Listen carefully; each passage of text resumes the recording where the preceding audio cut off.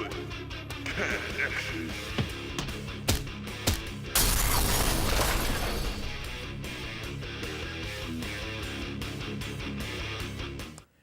Good afternoon, ladies and gentlemen, and welcome to the Wrestling Connection. I am your host, your connection to the world of wrestling, Mr. Ken Hill. Of course, my good friend Zach Martink, the madman himself, Zach Martinkus, isn't here today. He's out, but I promise that even though you only have half the duo here, I promise to bring you twice the fun here on today's show. We go into this week. This past Sunday, the Extreme Rules pay-per-view, the one night where the WWE goes extreme, and we had some extremely good matches this past Sunday. We start off with the pre-show match, the WLC match between El Torito of Los Matadores and Hornswoggle of 3MB. Now, of course, I mean, this match had everything. It had mini tables, mini ladders, mini chairs. It even had a mini announce team. You had Micro Cole, Jerry the King Smaller, played by famous wrestler Short Sleeve Samson, and JBL. It was a hilarious romp, an absolute delight, ending with El Torito splashing Hornswoggle through a miniature table off a step ladder for the victory. Now we go into the opening match for Extreme Rules, a triple threat elimination match. You had the King of Swing Cesaro accompanied by Paul Heyman. You had Mr. Pay-Per-View himself, Rob Van Dam, and of course you had the now lone real American Jack Swagger, accompanied by his forefather Zeb Coulter. Of course, it was a fast-paced, physical match, plenty of near falls, and the first elimination. You have to remember it was an elimination match. It meant you had to have 2 pinfalls or submissions. The first elimination came when Cesaro deadlift superplexed Jack Swagger. That is, Cesaro was perched on the top rope. Swagger was on the ring apron. Cesaro, just using his strength alone, his upper body strength alone, superplexed Swagger all the way to the mat. And then right after that, before Swagger could even react, here comes RVD coming off the top rope with his 5-star frog splash, eliminating Swagger from the equation. Then it just came down to Cesaro versus RVD. At one point, you had Cesaro swinging around RVD, bashing him off the barricade, uppercutting him time after time after time. RVD just kicking away like he does at Cesaro, and the end came when RVD had Cesaro in prime position after laying him out with a Van Daminator. That is a spinning kick into a trash can being held by Cesaro. That's what the Van Daminator is. Seemingly laying Cesaro out. He goes up top, has the trash can laid on Cesaro, gets ready for the 5-star frog splash. Cesaro moves out of the way at the last second. RVD comes crashing down onto the trash can. Actually, you would see in later photos that he ended up cutting his eye when he hit that trash can. Cesaro picks up a prone RVD, hits the neutralizer, the Gotch-style neutralizer pile driver on RVD, pinning him, and the King of Swing came out on top. Then we move on to the Intercontinental Championship match. The champion, Mr. 5 Count, Big E Langston, going up against, I've got some bad news for you, Mr. Bad News Barrett himself, who had come up through the ranks in the Intercontinental Championship tournament. Once again, another no-holds-barred physical match between two of the toughest, two future cornerstones of the WWE in Big E Langston and Bad News Barrett. Big E was muscling around Barrett half the time, but most of the match. But but Barrett bounced right back, and in a big way, nailing Big E Langston with a running bullhammer elbow, pinning him and becoming a 4-time Intercontinental Champion. A fantastic match. Then we move on. Then we move on to the Divas Championship match. The upcoming Paige, fresh off her title win over former champion AJ Lee, having a couple strong defenses against some of the Diva mainstays, came up against a big obstacle this past Sunday at Extreme Rules and won Tamina Snuka, the daughter of Hall of Famer Jimmy Superfly Snuka. And I mean, for a Divas match, it was a lot more physical than it had any right to be. Paige had to withstand a storm of offense from Tamina, at one point being swung into the steel barricade at the ringside barricade, and it seemed like that Tamina was closing in on her first Divas Championship, but Paige would bounce back, storm, and capping off her comeback with a modified scorpion deathlock, making Tamina of all divas, one of the toughest divas around, tap out, picking up a huge win on the pay-per-view stage for Paige in her first big title defense. Then we get into the big matches. We get into the big 3 matches, starting off with the huge 6-man tag team match. The Shield, possibly the greatest faction in wrestling today, going up against one of the greatest wrestling factions of yesteryear in evolution, Triple H, Batista, and Randy Orton. Again, it was a back and forth match, near falls aplenty. This match told a great story about 2 warring factions. Who was gonna come up on top here? And it seemed like that Evolution was closing in on the win. Batista had Roman Reigns isolated. Triple H and Orton were beating Dean Ambrose and Seth Rollins out into the crowd, keeping them away from their teammate. It seemed like that Triple H and Orton had Ambrose cornered. They tossed him down a flight of stairs. They go down to finish off the job, and then suddenly, out of nowhere, out of the sky, you had Seth Rollins diving out of the air, diving off of a balcony 20 feet above them, out of nowhere, taking out Triple H and Orton. Back in the ring, Roman Reigns counters out of a Batista bomb attempt, nails the Superman punch, then lines up Batista for the spear, nails it, and the Shield pick up possibly the biggest win of their career at Extreme Rules. Now we move on to the second main event of that evening. Bray Wyatt versus John Cena in a steel cage. Now, mind you, building up to this match, Cena asked for this match. Cena asked for a steel cage in order to keep Bray Wyatt and his word and his message contained. But the problem with that was Cena did not take into consideration the Wyatt family members. Eric Rowan, Luke Harper were at ringside constantly keeping Cena from escaping. At one point, Cena was over the cage, only for Rowan to literally get under Cena and actually lift him back into the cage. Cena had no way out.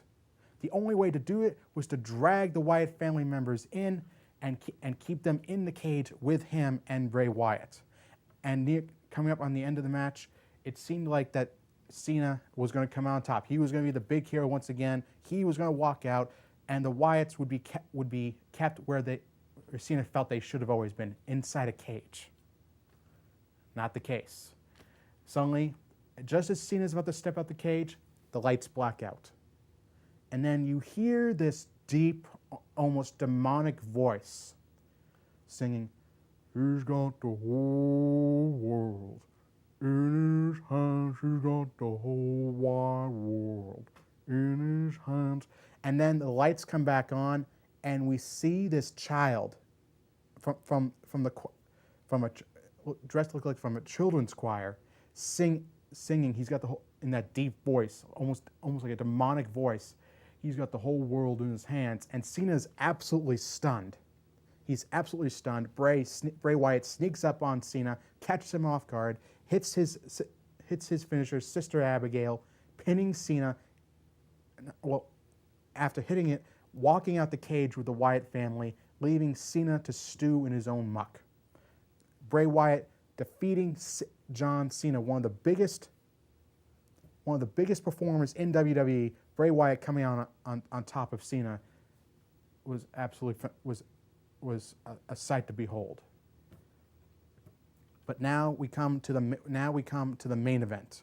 We come to the main event of the evening. You had the WWE World Heavyweight Championship on the line. The champion, the leader of the Yes Movement. Yes, yes, yes. Daniel Bryan going up against the Demon Kane, the revitalized Demon, the demon of 2003, the Demon who could seemingly not be stopped by anyone, and he proved to be just as implacable here. I mean, this was an Extreme Rules match. Anything goes. You had Bryan using anything and everything to keep Kane down. You had him using Singapore canes. You had him using steel chairs, the steel steps. They fought to the backstage where Bryan was ramming him off the walls, bashing him off of car hoods. At one point, when Bryan felt like he had Kane incapacitated, he actually managed to muscle him onto a forklift, and then taking the forklift, drove him back to ringside, dumped him into the ring, then climbed up on top of the forklift, diving off into a flying headbutt into Kane. And Kane still got up from all this. It was unbelievable.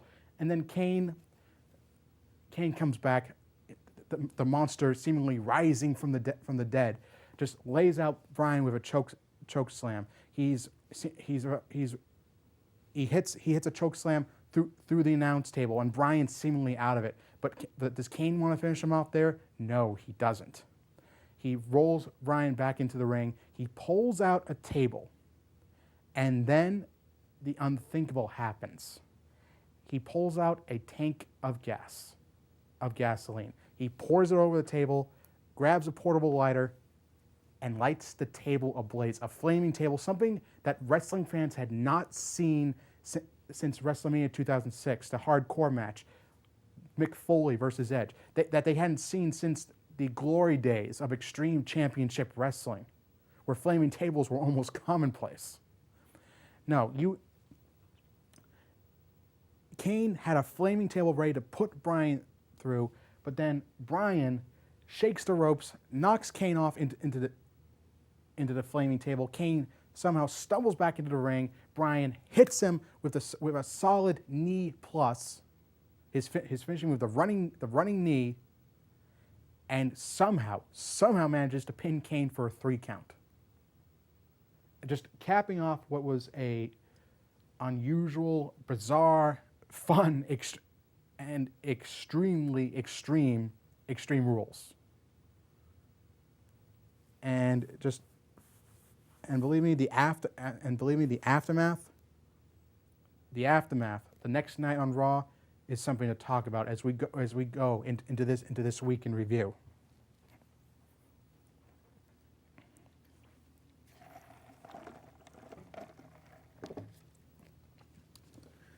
See this past Monday night on Raw, you had the aftermath. You had the fallout from the Extreme Rules pay-per-view.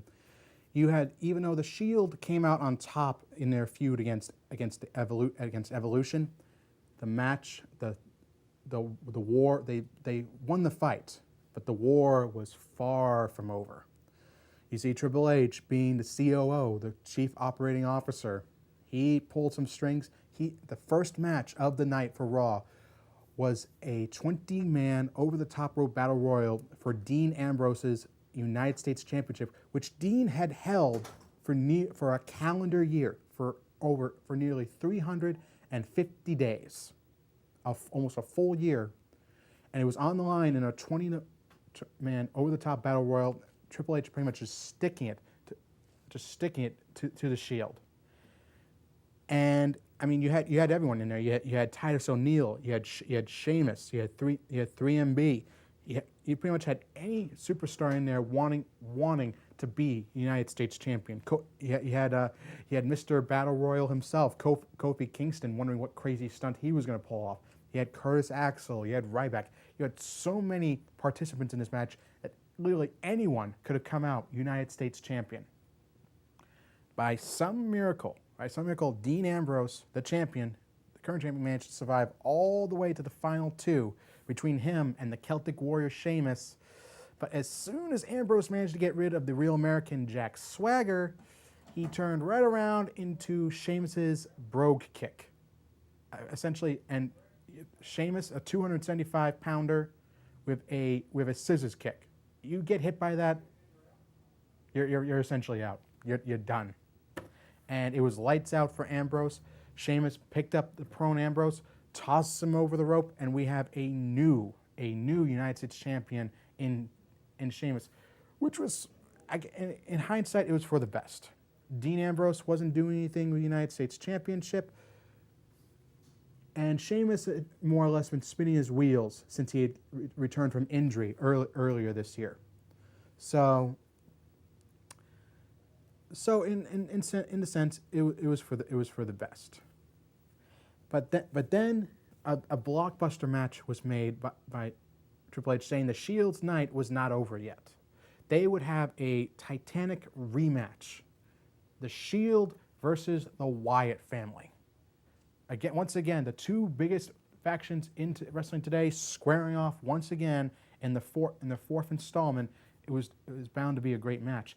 Surprising absence on Raw was Mr. John Cena. Of course, you had the Wyatts crow. You had Bray Wyatt crowing about his victory from Extreme Rules.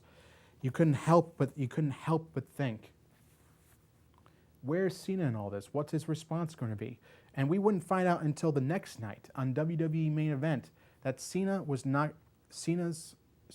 admitted he failed. He let the message get through, but he was not going to stop. He was, one way or another, he would get Bray Wyatt back. So that feud seemingly continuing towards the next WWE pay-per-view, WWE Payback.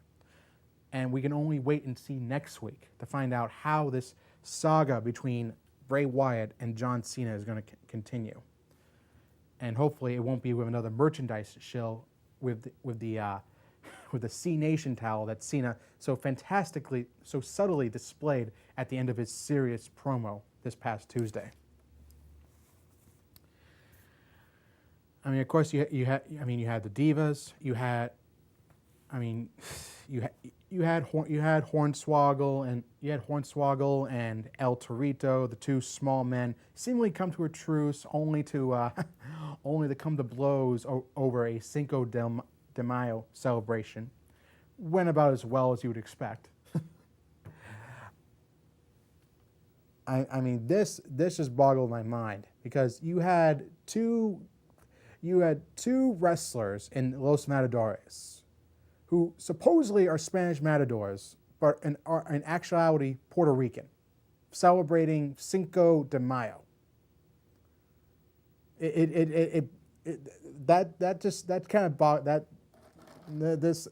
something culturally offensive about that. I don't know what, but it just cracked me up a little bit. Anyway, moving on. Like I said, you had the Wyatt family talking, like you had Bray Wyatt crowing about his victory and saying that in his promo against John Cena that he was doing this for the masses. He was doing this for those who never got to go to prom. He was doing this for those who were picked on. He was doing those for the people that were oppressed, that were isolated, that were ostracized growing up. He was doing this for them. And then he ended the promo essentially proclaiming himself to be a god. And you can't help but feel like that was the whole build-up. That people would the way his message was spreading, the way that he has seemingly turned the WWE universe, the C Nation against John Cena. You can't help but feel like that he's just had this overwhelming effect on people. And I mean, he's made it loud and clear. He considers himself to be a god, and it's going to be interesting to see. It's going to be interesting to see where the whole Cena Wyatt debacle goes from this point on. Because frankly, who knows? I think there's going to be some big blow off coming up here at WWE Payback between Wyatt and Cena. Personally, I hope Wyatt comes out on top of this, because you have had Cena proclaiming himself to be the measuring stick, to essentially to be that proverbial bouncer at the door, daring the new breed of superstars, the new breed of wrestlers that get past him. So my hope is that Bray Wyatt is considered the future of the WWE, and that Cena considers him the future and puts him over at the next pay-per-view. Puts him over cleanly. In other words, Bray Wyatt pins Cena to the mat, 1, 2, 3. No magic, no demon, no possessed singing children, none of that. Bray Wyatt beats Cena straight up, and that Bray Wyatt can be considered the future of WWE. Possibly the next Mick Foley, the next Mankind, maybe even the next Undertaker with all his mysticism and macabre and mind games and tactics. Maybe. Of course, then you had the Wyatt family main eventing against the Shield. Once again, another barn burner of a match, a four-star affair between these six men. And then it seemed like the Shield were closing on victory. You had Roman Reigns laying out Bray Wyatt with the Superman punch. He was laying for the spear. He was getting ready to take Bray Wyatt out and claim victory for the Shield. Here comes Evolution. Walt's just sauntering down to the ring, seemingly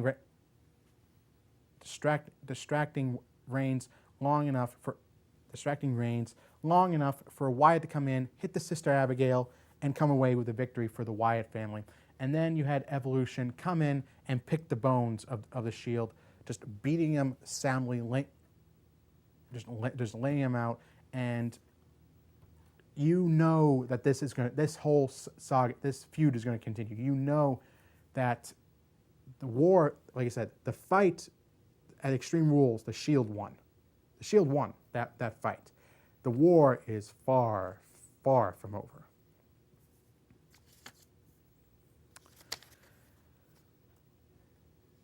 Now, someone in particular of Evolution that I wanted to call out for this week's Ken's Den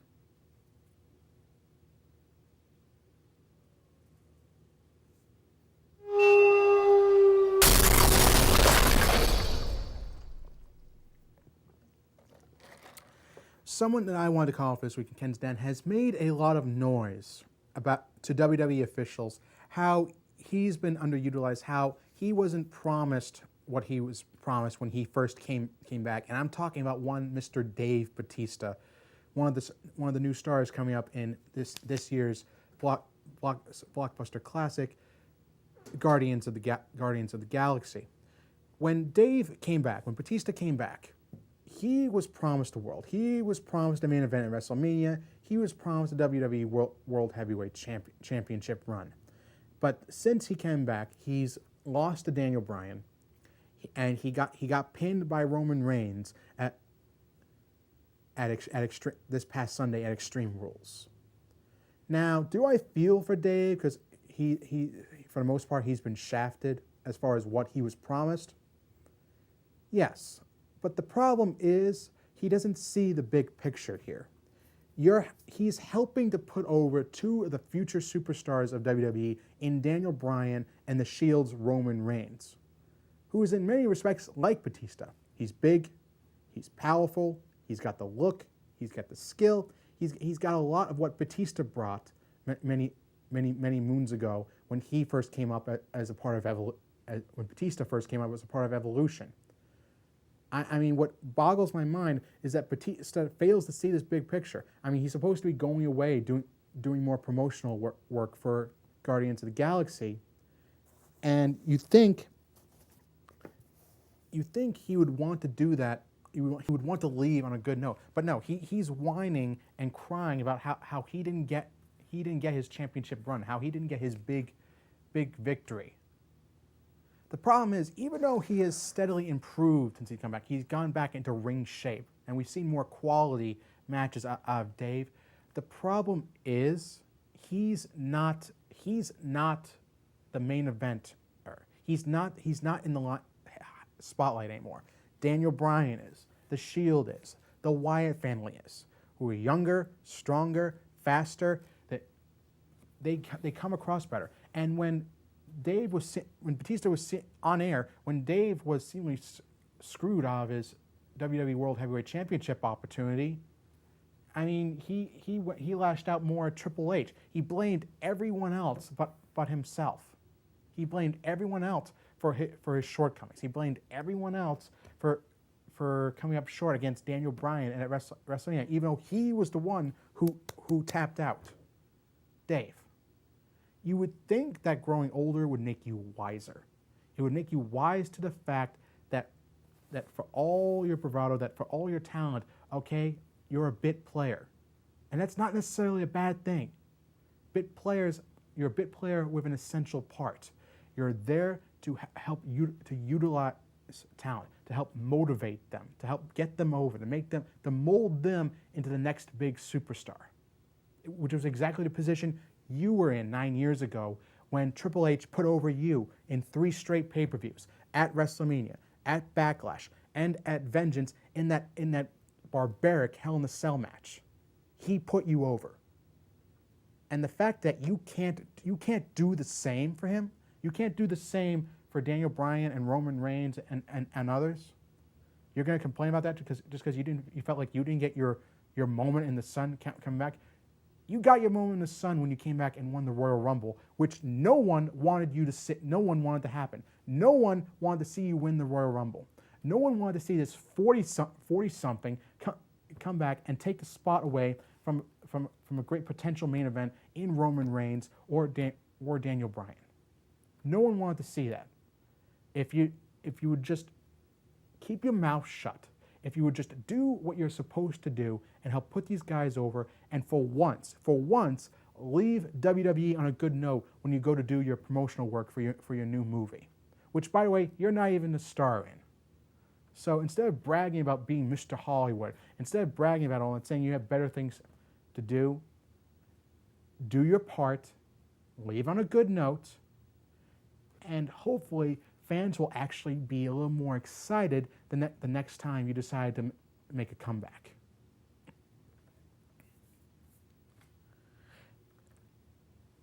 Now moving on, switching up gears to a new segment.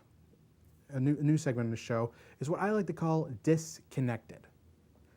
And it's a little different. It's a little different from Ken's Den. Not necessarily that I'm calling out a superstar, meaning I'm pointing out the fallacy of a certain wrestler's character. Essentially, just what the main point of their character was supposed to be, and just how far it's fallen off the beaten path.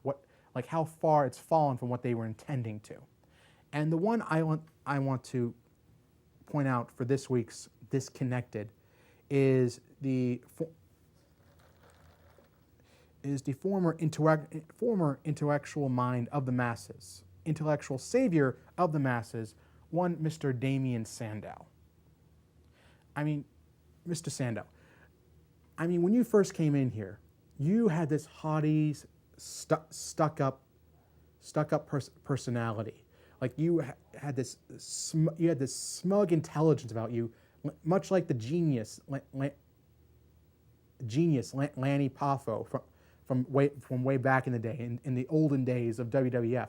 You had that smug intelligence that people just could not stand. They wanted to get a piece of you, and yet you came off it so well. You were articulate. You believed you were the future. You were the savior of the WWE. That you would bring culture. You would bring innovation. You would bring a new sense of class and refinement to the WWE with your great intelligence. And yet, in the last couple of years, aside from your failed tag team outing with Cody Rhodes as part of the Rhodes Scholars, great name by the way, this year, late last year, after you won the Money in the Bank match, you had an opportunity for a World Heavyweight Championship. An opportunity that every person who has ever held it every person but one superstar had ever cashed in and successfully won the championship. Almost guaranteed World Championship reign. You cash it in against a prone John Cena for the World Heavyweight Championship late last year. And even though you came out just short, even though you came out just a little bit short, it seemed like that you were ready to enter into a program with Cena, that you were ready to pursue him to the ends of the earth, that you made a vow to erase John Cena from the annals of WWE history and establish yourself in his place. And since then, what have you done? You have just vanished. You have gone from calling out John Cena to dressing up in a Magneto outfit and calling out Hugh Jackman when he made his guest star appearance on WWE Raw. And then wrestling in said Magneto outfit the next few days later on SmackDown. Which just Mr.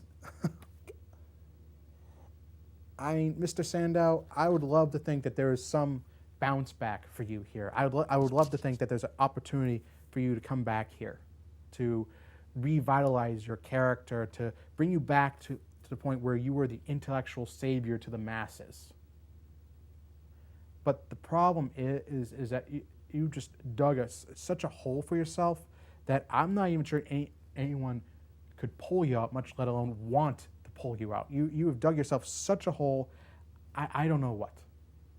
But I think the way that Sandow can do this is that he needs to go back down to developmental. He needs to go back down to NXT. Bring his character back to what it once was. Bring it back to his former glory. To when what really mattered was bringing culture and class and intelligence to the WWE. Bring that snarky, smug, intelligent character back. Then I think Sandow could possibly be considered for a future in WWE, a future role in WWE. Until then, but for now, Sandow,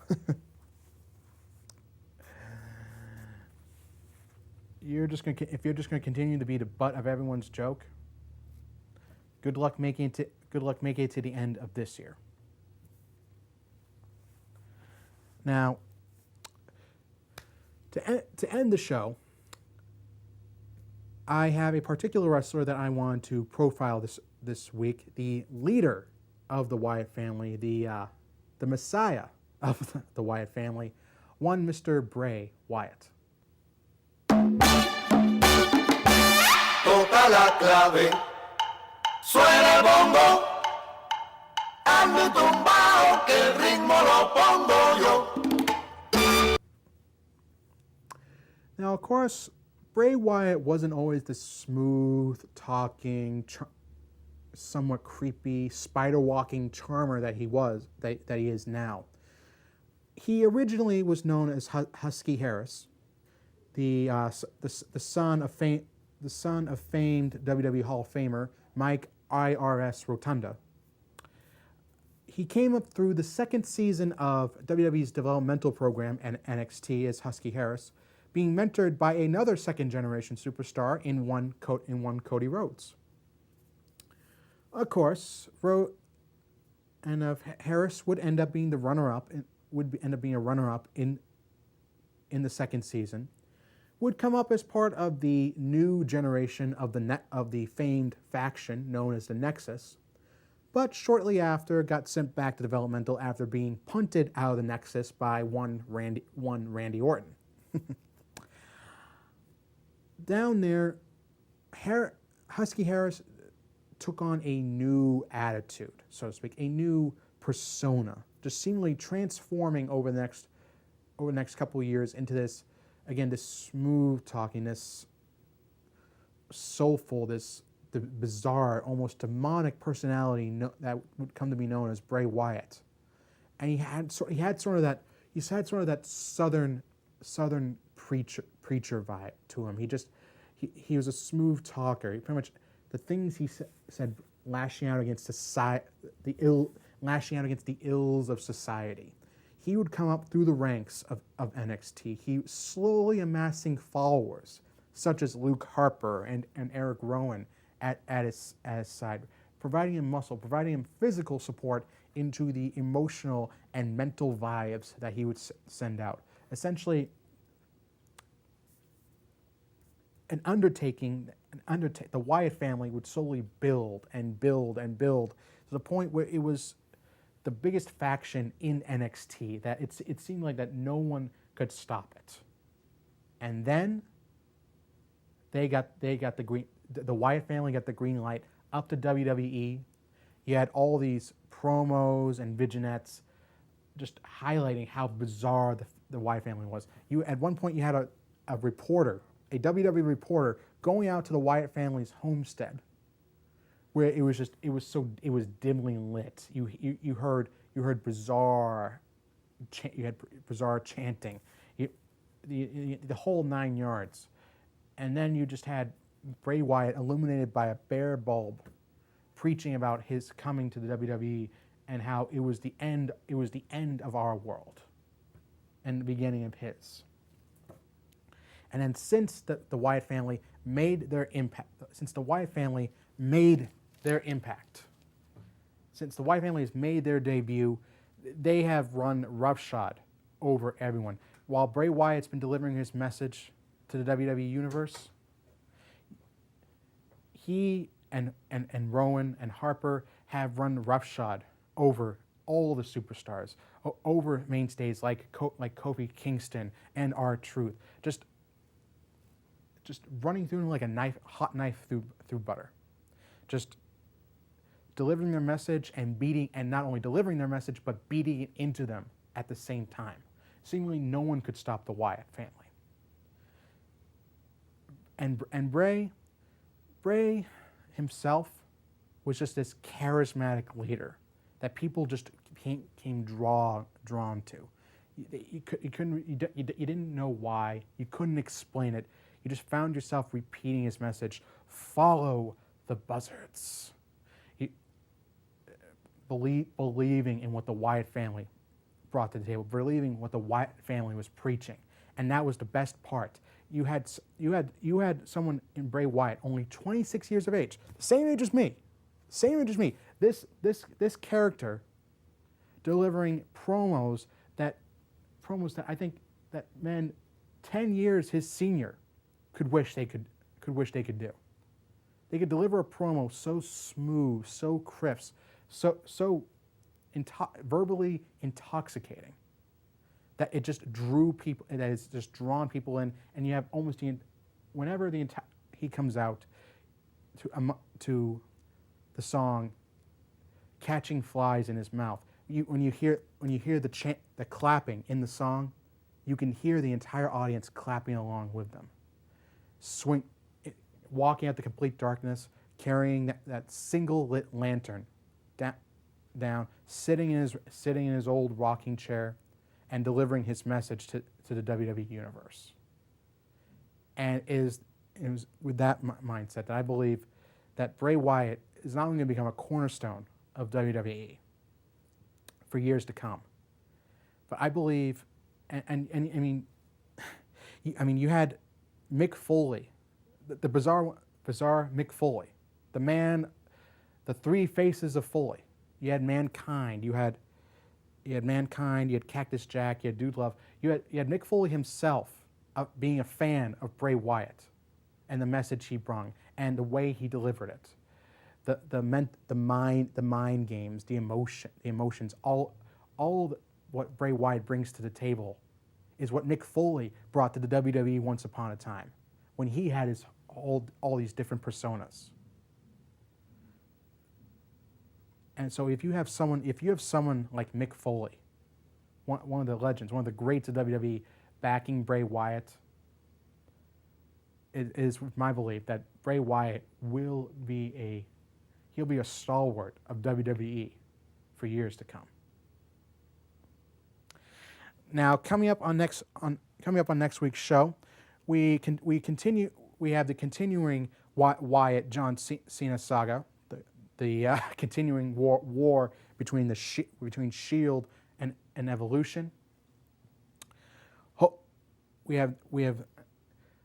have Cesaro. What will the King of Swing Cesaro do next with Paul Heyman at his side? Will Paul Heyman continue to talk on and on about his client? Brock Lesnar ended the streak. It remains to be seen. Although that last one, I think we can pretty much guarantee, since Paul Heyman can never shut his mouth.